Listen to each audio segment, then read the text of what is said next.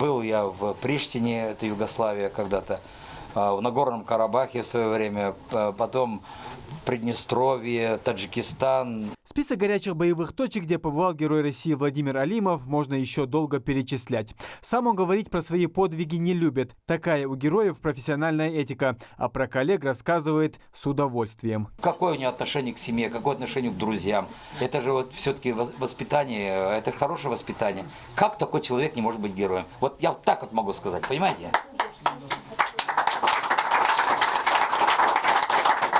Два героя России, Абукар Костой и Владимир Алимов, сегодня общаются со школьниками Малгобека. Эти встречи проходят в рамках акции «Вахта героев Отечества», на которых детям говорят про боевой путь офицеров, которые заслужили это высокое звание. Это очень важно, чтобы наше будущее было образовано, умное, достойное, в общем, нашим хорошим предкам.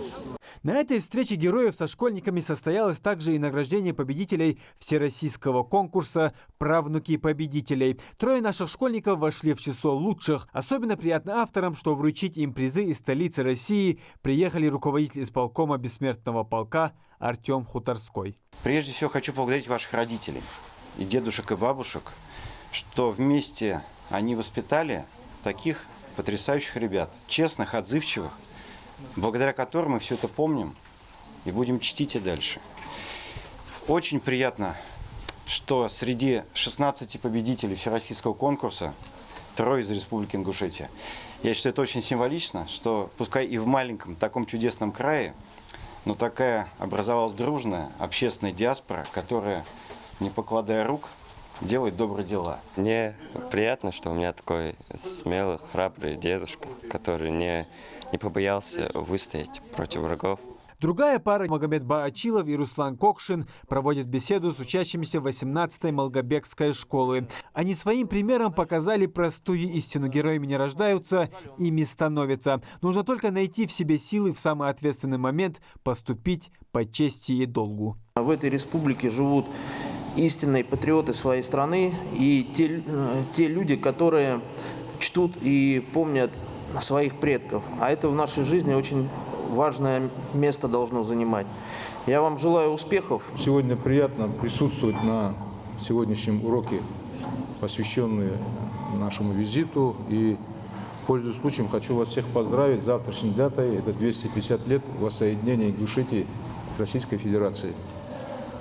Хочу вам, во-первых, дети, пожелать успешной учебы, а в наше время еще здоровья.